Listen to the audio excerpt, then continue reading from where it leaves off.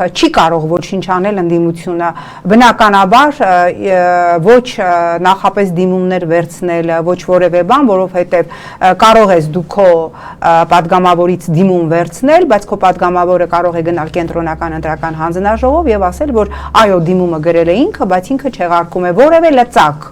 չունի ընդդիմությունը իր պատգամավորների վրա ներազդելու, որ ինչ որ մի պահի